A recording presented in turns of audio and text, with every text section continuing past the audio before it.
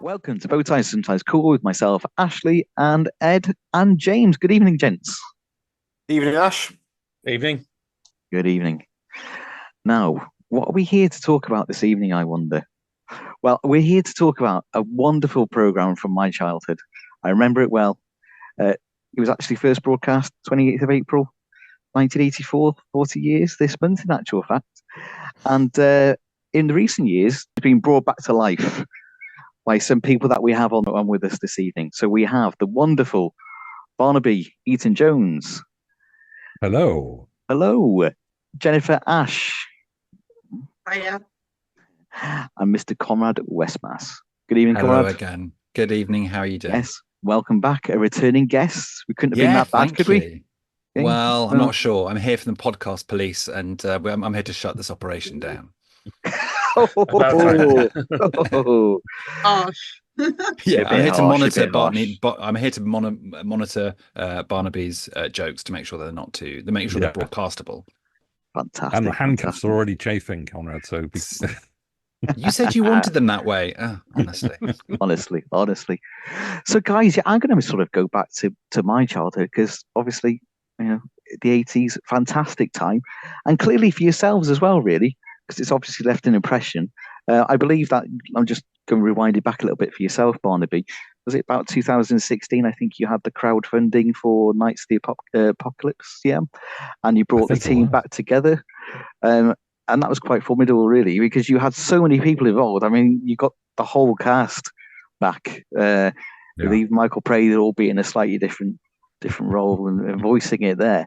That was a massive project to do, and I'm going to come on to sort of your work now, which you all have been involved in shortly on the 40th anniversary. But yeah, I mean, how did you? I mean, obviously you crowdfunded it, but logistically that must have been so difficult to do, and get so many of them back together. How did you even start with that sort of project? By crying and rocking to back and forth in a corner. The truth is that it actually was started by somebody else, and then we were sort of because I was doing a 30th anniversary convention.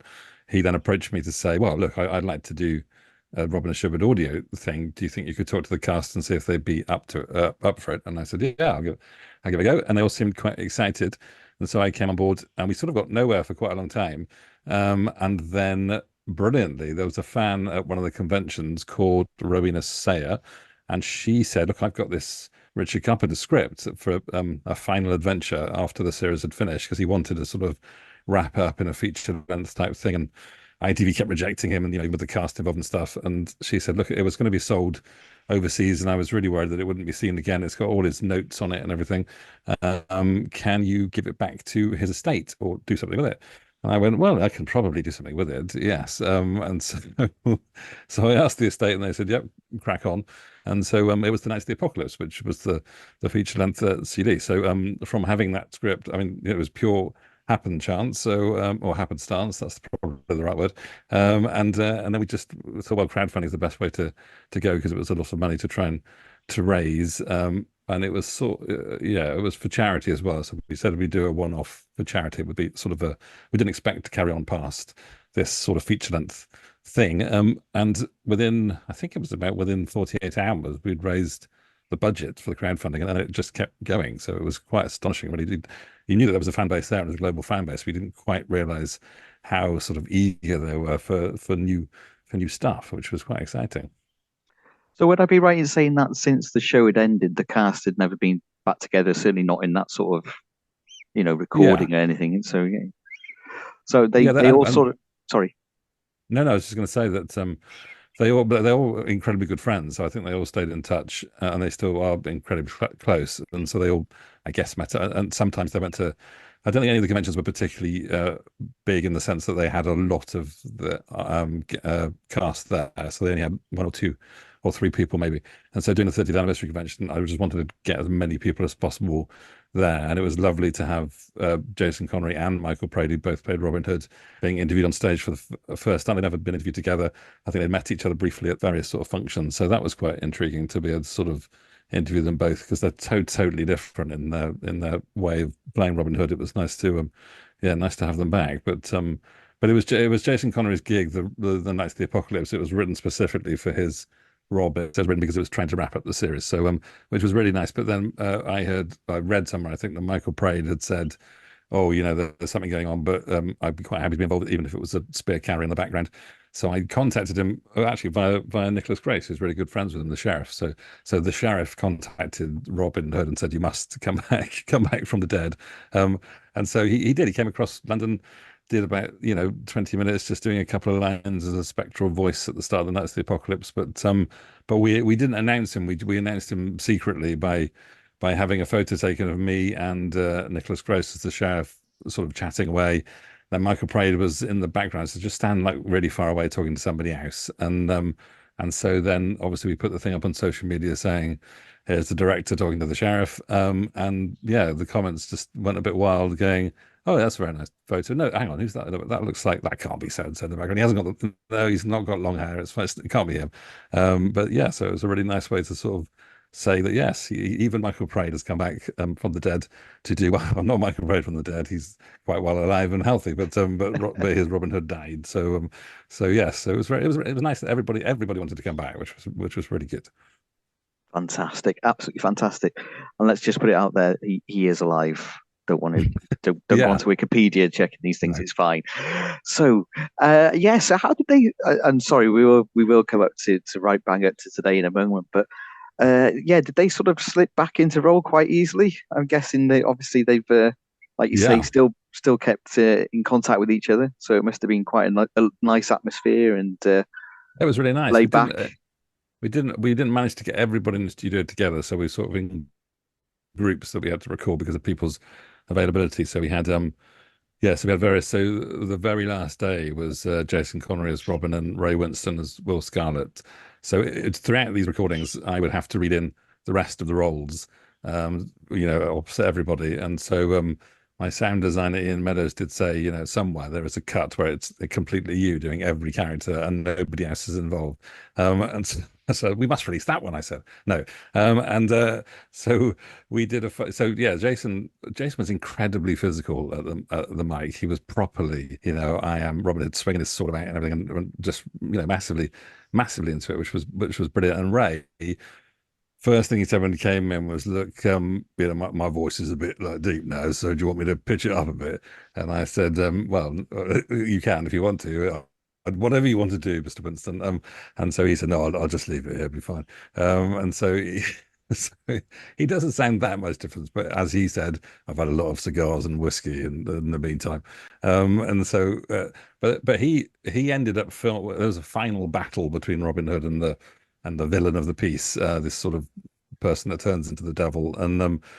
And so Jason was going for it, and I was going for it opposite him, as the devil.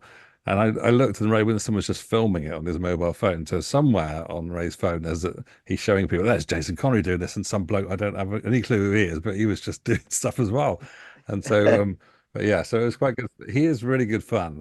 And his first comment to me when I was reading one of the characters, when I was reading Nazir, who's the Saracen, he just stopped after the first line and said, so Nazir is Italian, is he? And I went, yeah, all right, fair enough. I'm just reading in, Ray. You don't need to critique me; it's fine. But so everybody slipped back. It was like they hadn't been away. So it was really nice, and they just, I mean, the script was really good because it's Richard Carpenter, so they all wanted to honor, the original writer and creator Robin of Sherwood. So it was nice to be able to do that and bring back one of the original directors, Robert Young, who directed an awful lot of classic episodes. So he came and directed it in an absolutely brilliant way. He was fantastic with them. And I think that's why they felt so comfortable. So that was good. The thing is, with that, you could have actually got Mark Ryan to step in for Ray Winston as well. I have heard he does quite a good impression of Ray. I've heard it on the Odd Convention interview. Yeah. Probably could have done that. He wasn't on the same day, sadly. He'd have been better than me, to be fair. So, So bringing it right up to today, Tales Untold, a new audio that's coming out very shortly, is already out pre-release, starring Conrad there and your good self, and written by Jennifer. So, guys, I don't know who wants to start, but well, I suppose Jennifer would be fantastic. How did this all Okay. come about?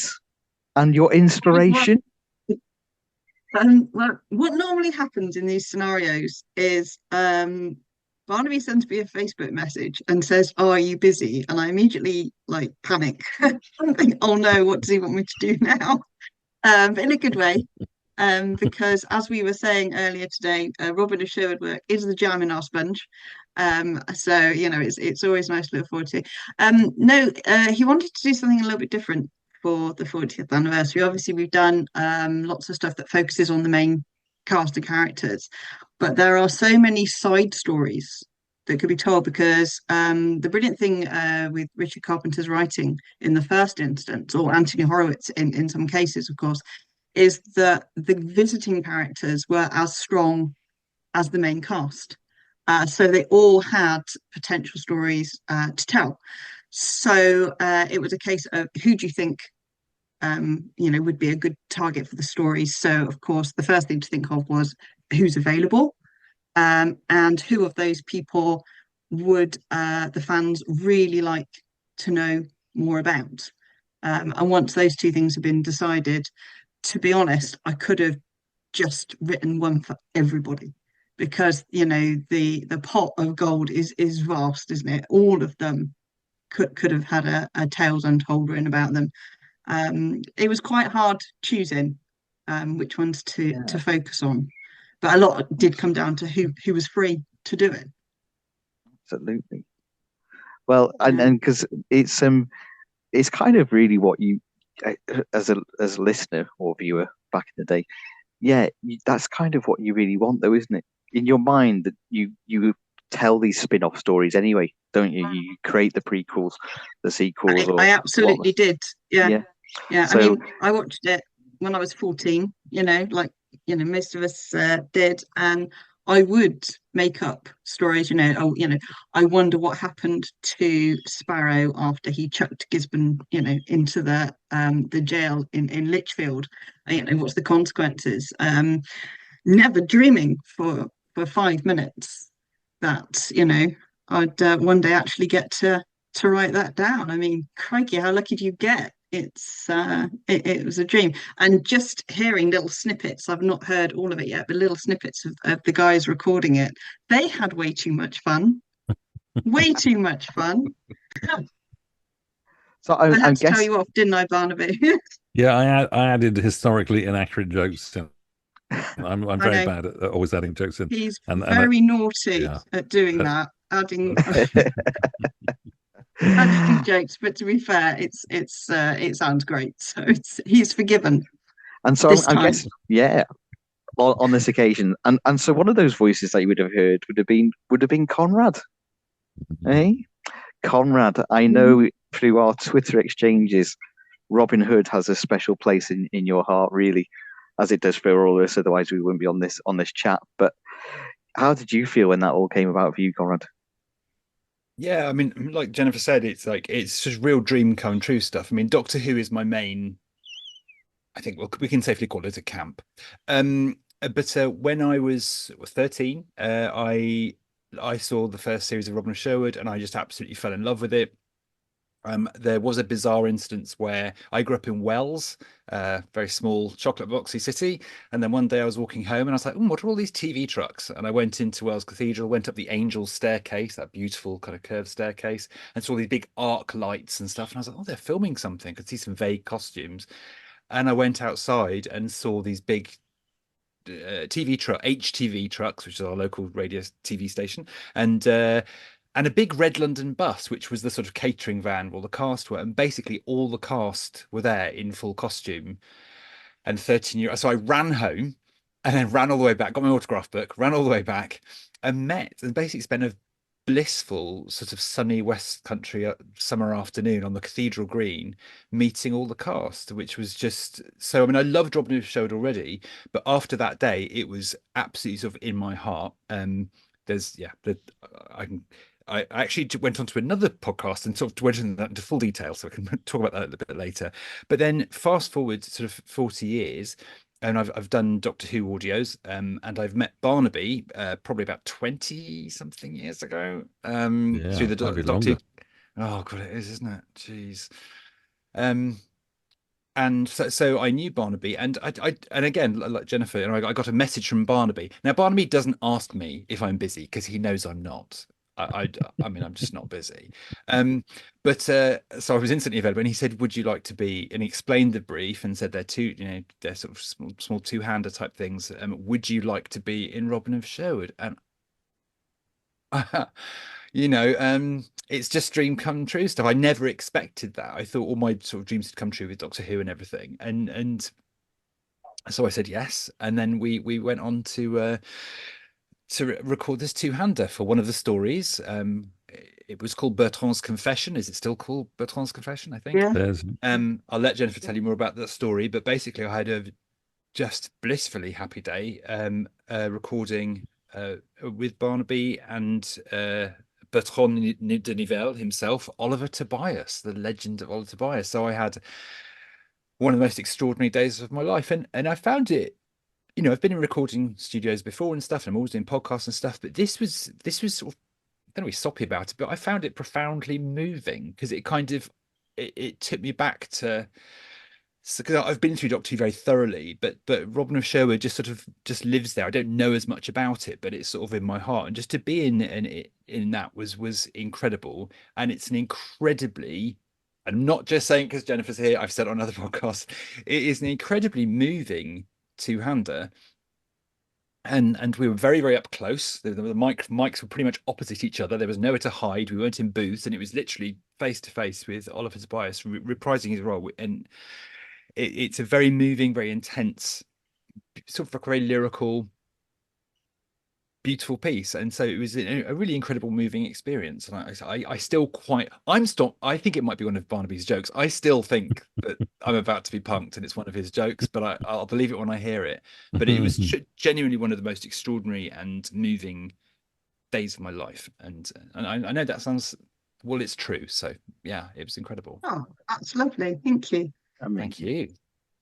Yeah, and now I can reveal that it's all fake, and we're not. Oh, Barnaby, how many times? No, do you know the nicest thing was that I didn't really know that Conrad was a massive Robin of Sherwood fan. It was only sort of afterwards, or as we started talking, that it was clear that he was. So it was absolutely brilliant to be able to sort of say, "Come and do this," because it'll be, you can be involved in this. It was really nice. No, that really is amazing, Conrad. Now, not that you would have known, but I do actually have two co-hosts as well, which I'd totally forgotten about. Hello, guys. Hello.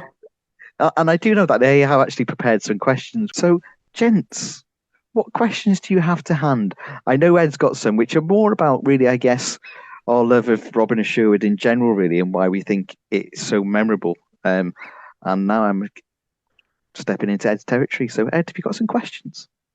Yeah, I mean, I might be thrown off the podcast for this, but I'd never seen Robin of Sherwood properly until last week. Seriously, it was on the same time as Doctor Who in the 80s. We didn't have a video recorder, so it's one of those choices you make. So I'm picking it up on eventually, so 40 years later, I'm on ITVX at the moment. So I'm 4 episodes in. Just watched the 7 Poor Nights last night. I'm struck really by the level of danger in it. It's not just another Robin Hood show with thigh slapping and daring do and swashbuckling adventures. There's a lot more depth to it than the 2006 show or the Kevin Costner film, or it's a completely different beast. I mean, it seems even after 4 episodes, sort of like the definitive Robin Hood in the same way as Jeremy Brett's the definitive Sherlock Holmes. I mean, what in your opinion makes it stand out? What makes it special? So we'll go to Jenny on this one. Right. Okay. So you've sort of hit the nail on the head, really. It is the depth. And if you think about it, Richard Carpenter was terribly brave with a lot of the subjects that he covered, considering the time period we were in and the language he used. And he didn't shy away from the fact that quite often we're dealing with characters that are downright cruel. And if you listen sometimes to the way that Michael's Robin talks to the outlaws, he isn't always terribly nice to them. He can be quite cutting and quite harsh, which I'm sure would be, you know, fairly realistic if we can use that word about it. Scarlett's wife, you know, that storyline, it bubbles away through all three series. She did not meet a nice end. They don't mess around with it. You know, it is, you know, stated. And in its own way, and it's a slightly odd thing to say, it's one of the most historically accurate. I'm not talking, you know, obviously there's magic and mysticism, and sometimes the historical points are off. I mean, when I was writing Matilda's Legacy, I had to move the actual history of England back a year to fit with the timeline, but things like that. But that's fine, you know, it is fiction. You know, that's okay as long as it was fitting in with the original canon. But it put the feel of what we in the modern world expect it to have been like. That doesn't mean it was like it, but we have an image in our heads of what medieval England would be like, in the same way, perhaps, that, you know, we have an idea in our heads of what Oz would be like in the Wizard of Oz. We're never going to go there, but we have, you know, and it's sort of, his writing captured that. I mean, Richard Carpenter was king of that sort of thing. And I think that's what it was. Even the magic and the mysticism, you could relate to it, you believed it, and therefore you cared about the characters. And if you can care about characters and see yourself in their shoes, then you're on a winner, whether it's television or film or book or whatever. And I think for me, that's what it was. I worried about the characters afterwards, even though logically I knew, you know, it was all made-uppy. You know, I would worry about Will Scarlet for hours. You know, it mattered to me that the characters were okay. And for me, I think that's what it was. Yeah, same read question to Barnaby. Well, the weird thing was that I watched it obviously when it went out, when it was broadcast, and I was a teenager, so I just saw it as a, you know, action adventure, you know, fascinating program to watch, and I just fell in love with it. And then I came away from it. So, and the reason that I got back into it was because I was doing these silly Doctor Who comedies at conventions, you know, for the evening entertainment. They'd asked me to come along and do this thing in my theatre group, and one of the people that ran a Doctor Who convention ran a Robin of Sherwood convention, and he said, "Could you come and do like a silly comedy thing for the evening entertainment whilst we all have the banquet and stuff?" And I said, "Yeah, that's fine." And so I thought, oh, well, I'll do like a reduced Shakespeare company thing where the whole of the series is squashed into an hour and a half, and we just romp through it in a really funny way. But to do that, I'm going to have to know it really well, because obviously the fans are all there. They've studied it. They've watched it, you know, over and over again. And so I had to sort of rewatch, you know, watch it again, but really sort of diligently, and make sure that I knew all of the behind the scenes stories, watch all the bloopers, which is sort of quite famous among fandom, and make sure that I could incorporate those. So weirdly, to do a comedy, a very silly throwaway comedy, well, I had to know the subject back to front, so that to make sure that every joke, if you put it on in front of a normal audience, they'd have gone, this is just nonsense. But obviously in front of fans, it's wall-to-wall jokes. And so that's when you, because I was an adult then, you just go, God, this is amazing. How did they get away with doing this at sort of 5:30, 6 o'clock in the evening? It's incredibly dark, some of it. There's some really like deep themes. It's all about paganism and, like Jenny says, magic and mysticism. And yeah, I mean, and it goes through, and you know, the ultimate thing of, you know, the spoiler alert there, but the first Robin ends, you know, has a cruel fate, and then they have to get another man in the hood, as it were. So yeah, it's so I appreciated it more because I had to go back to it as I was older. So, you know, you watching it now, Ed, you'll obviously see all those things instantly, but you know, as a teenager, you don't necessarily see the deepness in it. You just see an amazing action adventure that you want to keep following. So that was my journey with it. Excellent. And on same to Conrad. Yeah, I think I would echo that, and also I rewatched it last year and showed it to my partner, who's from the States, who'd never seen it or even heard of it, and it was on BritBox, and it's gone to ITVX now. And I said, "Oh, just indulge me. I know you've watched lots of Doctor Who, but I used to love this show. Just watch it with me. It's very 80s. Just deal with it. It's going to be fine." And I watched it, and I was amazed. Instantly, I was just completely transported back to when I used to watch it as a kid. No, that's nostalgia. That's fine. But he had never seen it before. And he's like, oh God, Connor's showing me one of his cheesy old shows again. And he was completely gripped. And we were both, none of us said a word throughout the whole first episode. And at the end of it, he was like, that was really good. And I was just like, that was really good. And I really saw it through adult eyes. And I was blown away by the quality of it all round. And there's some particular things I want to talk about. But like you, Ed, I was at the time, it was Doctor at school, it was Doctor Who and Robin of Sherwood. And I grew up in the West Country. So it was all, there was a lot of, a lot of my friends were hippies. We all lived in the shadow of Glastonbury. It was all in the mix. But it was sort of back in the day, it generally shook down to the boys watched Doctor Who and the girls really liked Robin of Sherwood, and some of us other people were sort of in the middle. And I had a VCR so I could do both, but I just said to Mike, I was like, I was watching the wrong show. This is actually really where it's at. I was watching Time Lash and cheap Doctor Who, and I was really struck by the quality of it. But I think and there's also things as well, like and also Mike is my partner's from the States, and I was just like, what we're seeing here, this is what this country was like not really that long ago. Like it was just like, and just be able to see the carts and to see the how they lived and the costumes and everything. The thing I think for me though that really hit home was, I mean, the whole production of it is so good. And you also mentioned the authenticity. Those fights, it's like this is pre-health and safety.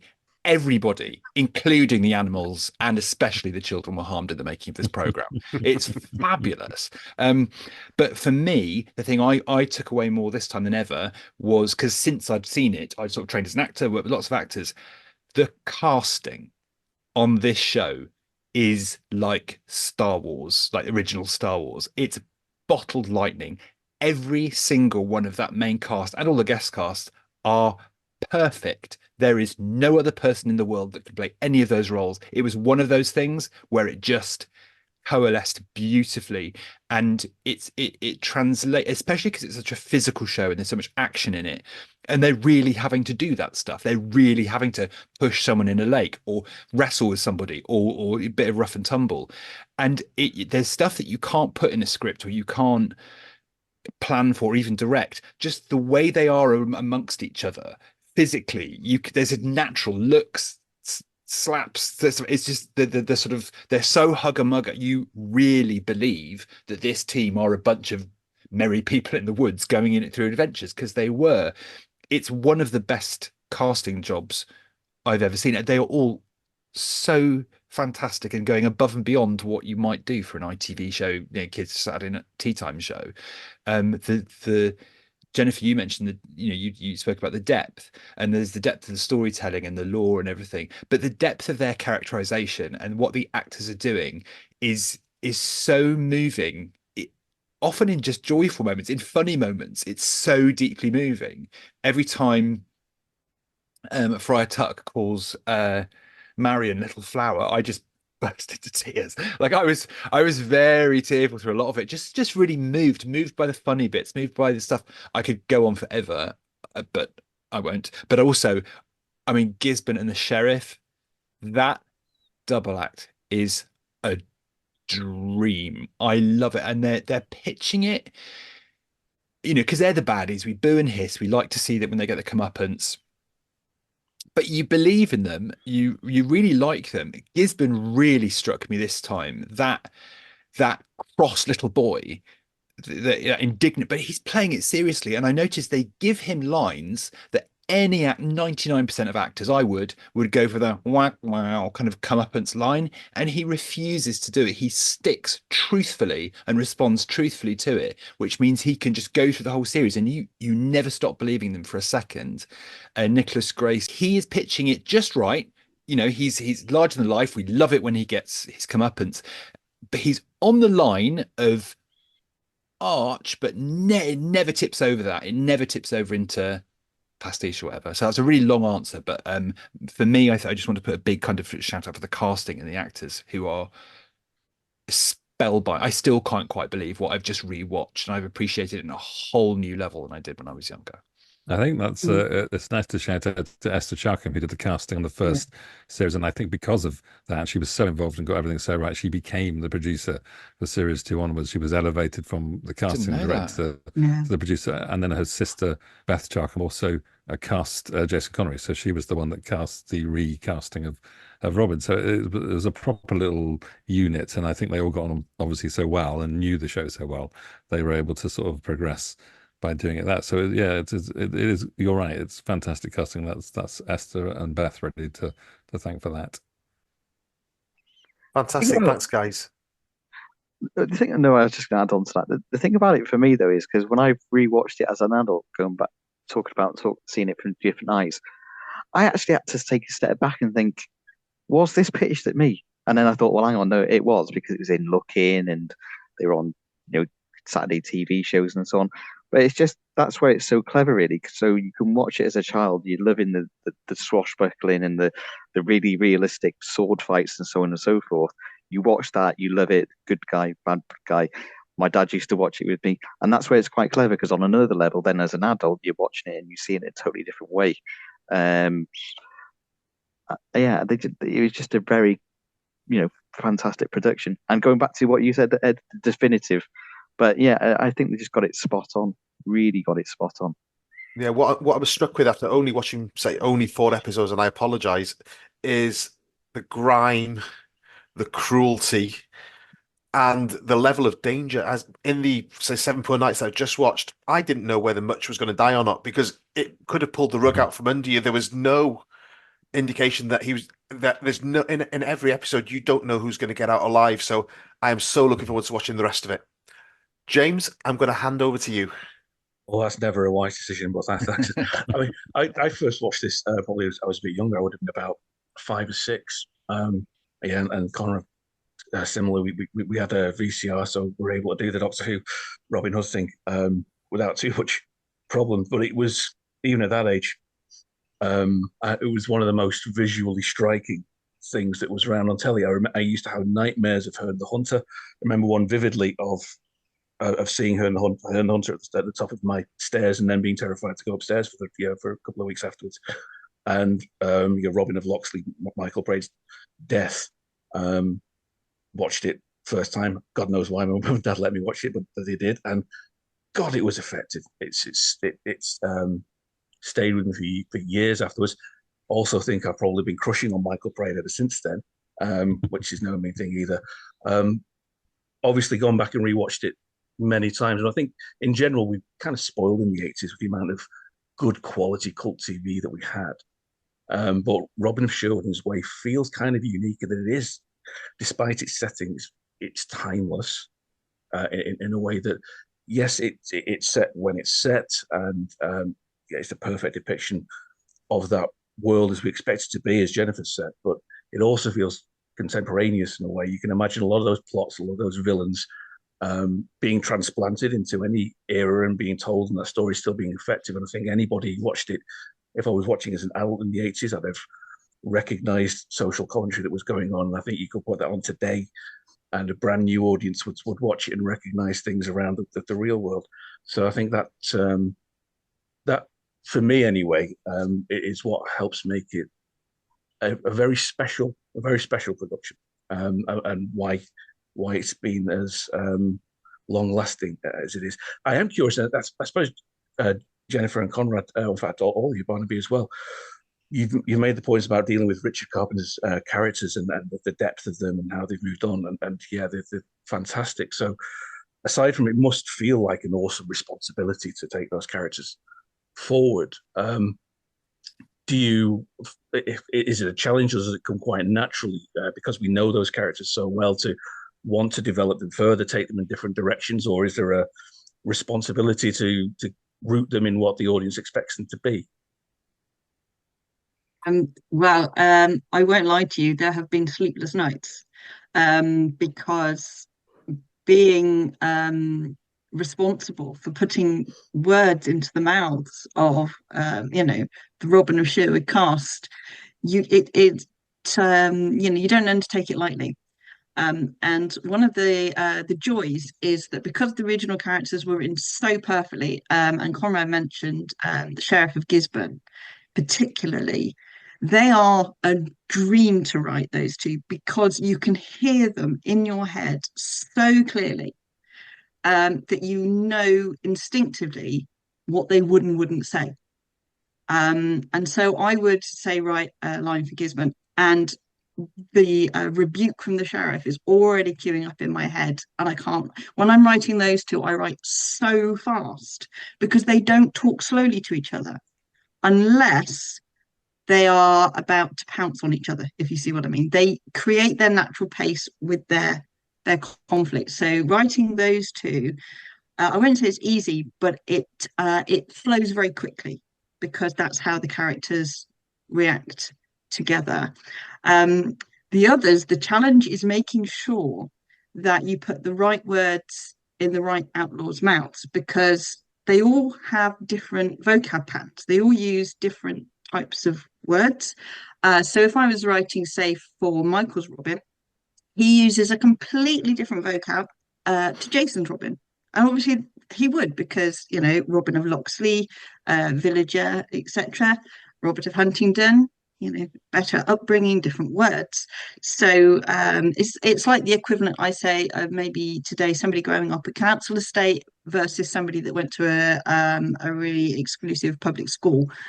They could be the same age, but they are going to have completely different experiences, and therefore the words they use are going to be completely different. So I have to bear that in mind, but at the same time, make sure that, the story flows. It has to be a Robin of Sherwood story. I can't just create a story and put the Robin of Sherwood characters into it. It won't work. It just doesn't work. It has to have that Carpenter-esque feel. I mean, I'm not trying to be Richard Carpenter. It couldn't be. It can't be done. Can't be done. The man is God. But I have to try really hard to make sure that I live up to the ideal of his story. So I can't even begin to tell you how many times I have watched Robin of Sherwood. When I first watched it, first episode I ever watched was Adam Bell. So it was the 9th episode of series 3. And my dad had just bought a VCR and I recorded it. It was the thing we recorded just to test if it worked. I'd never seen it before, but it was the first thing that was on. And I recorded it. And then the next day I watched the episode Adam Bell 9 times in one day. After the third day, I could recite, and I can still recite the entire episode. Sort of like, 30 blah years later. No, I'm not going to do it now, Barnaby, because it's an hour long. They've got But time. it begins with the chess game between Martin and the sheriff, as you probably all know. But that's the challenge, is making sure that not only do I have the correct wordplay in the correct manner with characters, because Will would say something that John would never ever say, and vice versa. The challenge, of course, is giving Nazir things to say, so we know it exists because it's audio. So that's tricky, because he's a man of few words, and just making sure that the balance is right and that I'm delivering what I hope the fans want without straying off the Carpenter path. I think that's fascinating as well, because like Conrad obviously is in the Doctor Who world with Big Finish doing the audios and stuff, and so you can sort of, as a writer, you can create, because it can go anywhere as long as you've got the main characters right, you can go anywhere with it, whereas Robin of Sherwood is quite contained. And when we did The Knights of the Apocalypse, obviously the first thing we had to do was adapt the script, because it was a TV script for audio, and a couple of people had a crack at it first, because it was originally with another producing partner, so he wanted specifically people to have a go at it. One draft had Nazir like he'd swallowed an encyclopedia, and he was chuntering away like nobody's business, and obviously Saracen with very limited vocabulary, and so he was having these massive bits of exposition where he just went, I don't think that's right. And then myself and the person that did come to produce it with me did the final draft basically, and because we were both steeped in Robin of Sherwood, made it hopefully, we added bits in that were sort of comedic. There's a great scene in the Knights of the Apocalypse where there's a really comedic scene where they're trying to get into the Nottingham Castle, and they have to try and go up the basically the toilet where the long chute where people go to the toilet. Well, the three characters in that, Will Scarlet, Nazir, and Little John, they all recorded their lines separately. And if you listen to the scene, because they are so invested in their characters and they sort of know what the other one is going to do, it is just seamless. It's an example of fantastic acting and people that know their characters and know exactly how the other actor would react to that. So as much as I can read in and try and assume what the performance will be, that, I mean, they knew anyway.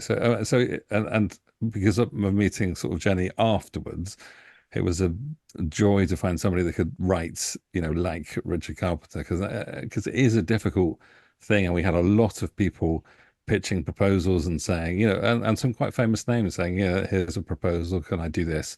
And they would just be vetoed by Richard Carpenter's estate or ITV or whatever, because it just wasn't within that law. It didn't quite work. So, when you find somebody like Jenny, you sort of hang on to her coattails and say, well, you can write this stuff. So I'm just going to keep coming and asking you to write this stuff. So, Gonna fight in the corner. The fans, Oh, the way honestly, the fans that it works. It's a bizarre thing. Because even now, I mean, we've been doing this 10 years now, and I still have to pinch myself. 14-year-old me is still going, no way. No way. I mean, I've been told the fact that Harriet Carpenter accepts my work. Sorry, Barnaby? No, it's all right. I made a joke over a very poignant point that you were making, so I do apologize. But yes, no, Harriet is Richard Carpenter's daughter, and she runs the estate, and she likes Jenny's work. She thinks it's like her dad's work, and that's what you sort of, that's what you want, isn't it? I mean, it's got to honor him, because the most incredible writing that every series he did was a success, and and so classic that everybody has. I don't think many people actually know the sort of things he did, and so you just go, wow, he did that. Oh well, yeah, I watched that. Yeah, we did that. Oh, I watched that too. And everything he did was a success, and because he was just great at writing characters and writing stories. And I think he's much underappreciated in sort of the firmament, because he literally all of his life created popular and classic series. So it's astonishing, really. Can I ask a question? Hello, Conrad, podcast police. Jennifer and Barnaby, if I may. Because I'm more familiar with Doctor Who, so I can, and obviously Doctor Who was around for 60 years, so there's different eras, and so under the producers and writers, you can easily identify or describe what, like, Philip Hinchcliffe era is more sort of Gothic, Edwardian, Sherlock Holmesy. John Nathan Turner's era is a little more pop and colourful. But like, how would you describe Richard Carpenter's Robin of Sherwood? Well, what are the sort of distinguishing features, if any? I think it sort of changes as well, because the first two series were so successful with Michael Praed, and had a sort of he had that template of sort of magic and mysticism, as well as historically accurate, in the sense that it needs to be for TV, not necessarily, like Jenny said, it sort of jumps around timelines sometimes. But then it was so popular, he was so pressured, he couldn't write all of the third series, so he brings in Anthony Horowitz, who's a very young writer, who sort of becomes his mentor, and so there are bits that they are the same, but they're different. The third series is a little different because of having to be, because of a new Robin and stuff. But it's a really good point, because I think Richard Carpenter, all of his series are different, and so they all got brilliant characters and brilliant storylines and brilliant ideas, but they're all different, and that's what is fascinating with him, is that he didn't just plow the same furrow. He did that sort of action adventure thing, or family drama, but it's all absolutely different, or adapting. I mean, he did The Borrowers and Return of the Borrowers, which are classic, with Ian Holm and Penelope I had no Wilson. idea. And so so he that I love that.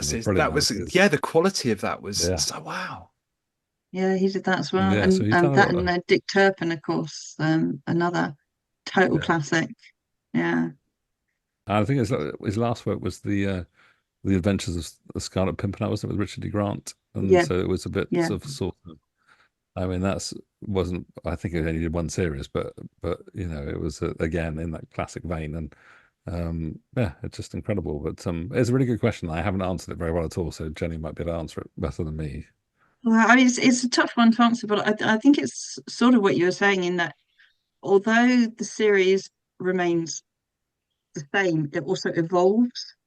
As each episode, like, you see the characters growing. I mean, the best example is obviously going to be Much. When Much is in the first episode, he is a young boy, he's terrified, he's naive.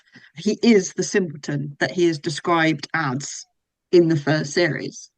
By the time you get to series 3, particularly say, I would say his like seminal growing up moment would be in episode 5, which was the Sheriff of Nottingham, where he confronts the sheriff.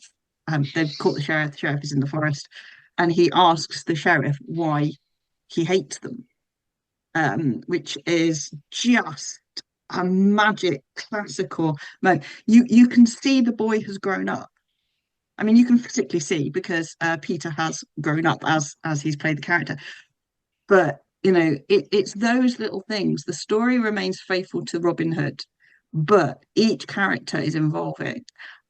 Will would be the same. I mean, Will is broken in the first episode. He is literally just lost his wife. He's waiting to be executed for the murder of 3 of the people that assaulted and killed his wife. But by the end, he's sort of found this peace because he's got this family that he would do anything for, and he would die for all of them. And I always think it's really poignant in Rutterkin, where they're all caught and they are about to be executed in front of King John. Will goes first. Now, Will goes first, and I don't know if this is for sure, but in my mind, I think Will goes first because Richard Carpenter knew the character so well that he would know that Will would never be able to bear to see any of his friends killed. So he had to go first. Because if you watch how it works, the character pushes himself to the front. And I just think that's so telling. That shows you how well Mr. Carpenter knew his characters. And he will always be Mr. Carpenter because, respect.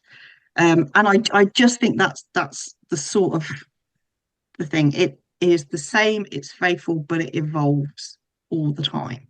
And I think that's possibly how I would answer that question. And I think it's also the fact, isn't it, that because he was on set and because he was around, he got to know the actors and know who they were as people. And so that was I know Mark Ryan always talks about who was Nazir, chatting about the backstory of the Saracen and stuff and adding things, and he was very open to suggestions and what do you think your character would do. And so because of that sort of amalgamation, and you say the casting is perfect, and then because of that they are those characters, and Richard Carpenter is able to write for those actors, and then it becomes something even better. So I think that's one of his strengths, Richard Carpenter, was that because he was an actor to begin with, he's very aware that what would you like to do with that character. And so I think a lot of his series, it's very much a collaboration between, yes, here are the scripts, but now I know you, now I know you're going to be in this part, let's work out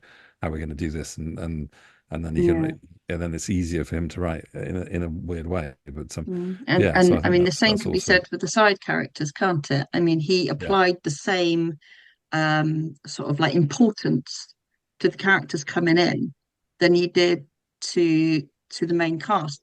There weren't what you think of sub characters. Everybody that was on screen mattered, and I think for me, writing Tales Untold, that was one of the things that made my job easier. If you think of the episode that Conrad's in when he's talking to Bertram in his story, Oliver Tobias's character, he was only in one episode, but you don't forget him because the character is powerful. He mattered. His whole backstory is there, even though it's not written down. You can sort of see it, which obviously made my job easier to write more for the character, but only because the groundwork was done.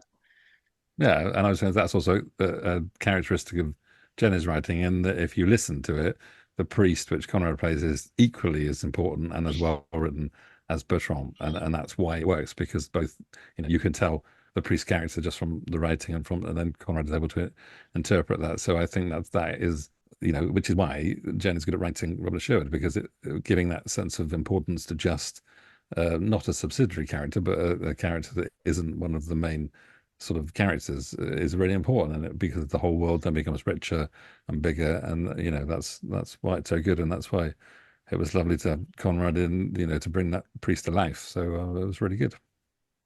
Yeah, and you do it very well. I've only heard a little bit, but one of the dreads when you write audio is that you will hear a clip and it won't be as you as the writer imagined it, because you can hear the pace and in your head when you're writing it. And it doesn't always come off because obviously, the actor can't read my mind. And it all comes down to how they read. So yeah, no, I should say thank you to that, Conrad, because the wrong voice against Oliver, it would have been a very different piece, if you see what I mean. So, good choice, Barnaby, there. Well, I mean, the only time you ever get annoyed with stuff is when I put myself in there and you go, oh, it's just terrible. So you should really should. Well, I've just given up and I write you in anyway now. I'm very cheap. I'm free. So basically, yeah, I'll do it. Fine. No, Conrad was it. And that was nice because of knowing Conrad. And then we'd sort of lost touch a little bit during the years, but then knowing, how he acted and knowing what his voice was like, it was just like, well, this is a perfect role and he's going to do this role really, really well.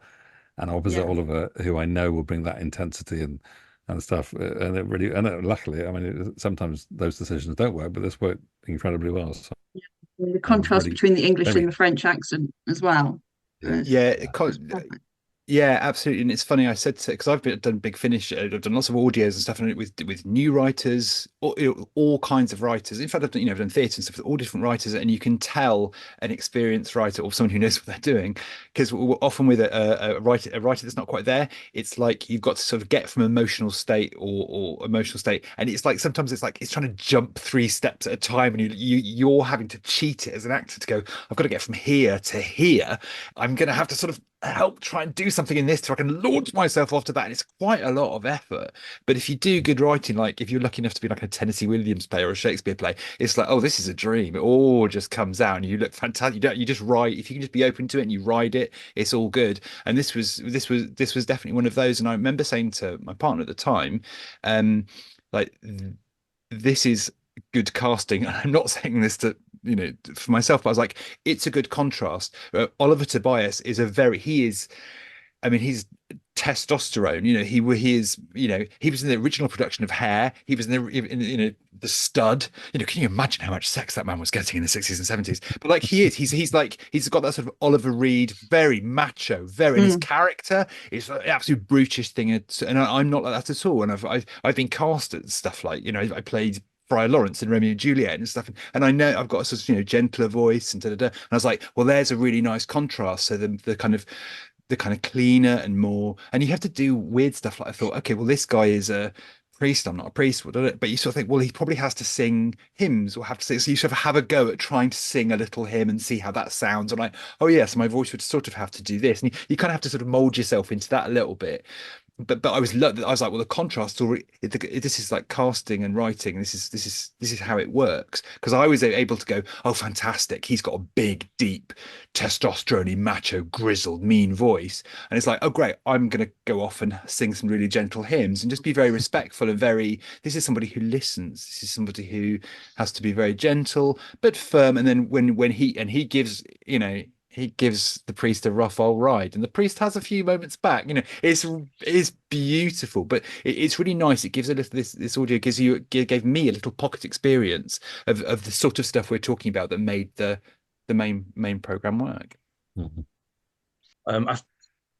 What's obvious from all three of you talking is that the passion for this is very, very much still there, and clearly amongst the cast as well. This, without wanting to get you to talk about the future too much, it does really have the feel of something that could go on and on and on. Yeah, it's not, because we're stopping at the end of this year. So, no, I think it's one of those things that, because potentially they've always tried to bring it back with the audio script we did. That was constantly pitched, and even to the point of where they got Ray Winston back, and they all went together to ITV and pitched it, and said, look, we're all back. Ray Winston's a big star now. We're hanging on his name, etc., etc. And ITV just went, no, we don't want it, which is madness. And so because of that, and because of the amount of time between the series, it's nice to sort of enhance the legacy by doing, we haven't done an awful lot in the time that we've had the license. We've tried to sort of make it quantity rather than quality. And so I'm plus, the cast are very keen to be involved in reading the scripts and making sure that they think it's right before they start anything. So it all these things take time, really. And so so it's and we just thought the 40th anniversary was a really nice ending point to sort of go, okay, well, we've done quite a lot now, and now we can sort of, we haven't ruined the legacy. Hopefully, we've just enhanced it, and it's a nice sort of ending to do it, which is why we've got all these sort of little interesting Robin of Sherwood projects, including Tales Untold, for this year, to just toss along the year so that people go, oh, that's interesting, and so a nice sort of ending, basically. And am I right in saying, Barnaby, there is some, again, I'm not as familiar with Robin of Sherwood and with Doctor Who, but I'm aware there are quite a lot of little side projects going on, because someone who mentioned Look-In, I think Ash maybe mentioned Look-In. And I remember, I had I'm having a flashback now. I remember I had a poster of Michael Praed on, like, from Look-In, and I think I had another poster from Look-In. He used to get the pin-ups. He was literally a pin-up along with all my sort of Doctor Who things. But I remember the comic strips, and I've been seeing things on your Twitter. I've seen with you, Jennifer. There's books, there's comics. What aside from audios, what other things are going on? There is still the cut. We did a complete Look-In collection, because the strips ran in Look-In for alongside the series. So there's quite a lot of Michael Praed, and there's a chunk of Jason Conrad's Robin. And they are beautiful strips. They're all done by Mike Noble, who's an incredible artist. And so we just collected them together. Fortunately, the people that own Look-In said, yeah, you can, that's great, you can do that, you can have a license for that. And so we produced them in a hardback, but the softback is now available, which is lovely. I mean, if you like Robin of Sherwood, these are tales that obviously probably not a lot of people would remember, certainly globally. They're not going to have seen these, because Look-In was a specific UK publication. So but yeah, so we collected those. That was really nice to be able to do that. And sort of interestingly, the pin-up of Michael Praed from Look-In, they always used to do pin-ups where they had a tiny column down the side where it had the questions like age, weight, favorite food, really obvious questions. So when I did the 30th anniversary, and we got Michael and Jason on stage together, I got Jason got the Michael Praed page from Look-In, put them on the screen, and said, I'm going to ask you exactly the same questions and see if they have changed in 30 years. And some of them, Jason was saying, I swear I didn't say that. And I think sometimes a publicist might have said, oh, he'll have said this, rather than them. But he told an amazing story about I think it was about something you were frightened of. And he said, and then he just told this amazing story of it when he was in the film with Michael Caine. I think it was is it the Fourth Protocol or something? And he took his dad, obviously came to visit the set, had a brand new car, and he said, can I borrow the car? I just want to go, drive around. And his dad, obviously Sean Connery, said, yeah, that's fine, son, you can go. I won't do a Sean Connery voice. So he went out and then he dinged it and he came back. And he said, that's the most scared I've ever been. I had to stand the opposite side of the car and say to my dad, oh, Dad, I've just dinged the car. Which is, and so I thought it was a great little story. Sorry, James Bond, I pranked your car. Yeah, no one wants to be the bearer of that news. But so I mean, Look-In was a great little thing we did, and there's more stuff to come, but it's quite nice to be able to do these like extra things that people aren't expecting. Fans go, oh my goodness, but I think we did an annual as well, because there was only ever one annual, so I did a new annual. Was it 1986 or 87? I can't remember, but as if it had been published in that year. So all the interviews, I re-interviewed the cast, but I said you have to seem like you are in this year. So whatever I ask you, answer it as if which was really. And Jenny provided an amazing story in it, because I think he just passed, hadn't he? Jeremy Bullock had just passed away. Jeremy Bullock, and so she provided this. So we dedicated the annual to him, but Jenny provided this amazing story of that demise, of the character's demise, Edward of Wickham, because he has a son in the show that is quite young, and so it's really lovely. So it's nice to be able to, aside from the audios and the books, which are sort of the obvious things, it's nice to do stuff that people don't expect or wouldn't think, oh, I'd like to see that, or I'd like to read that, whatever. So it's been quite nice. Yeah, it's funny you're saying about the story for Jeremy Bullock, Father's Footsteps, it's called. That one, I particularly felt the pressure for that one because Edward of Wickham obviously was a long-running, returning character, much loved. Jeremy Bullock, much loved. Obviously, Star Wars. So how to kill Edward of Wickham on paper? That was probably the hardest one to write of all the 20 plus that I've written now. Simply because I felt the weight of responsibility to get it right. I mean, I always do, but particularly that one, because it was like we were saying in this special side thing that one of the joys of doing what we do is like the annual and what have you.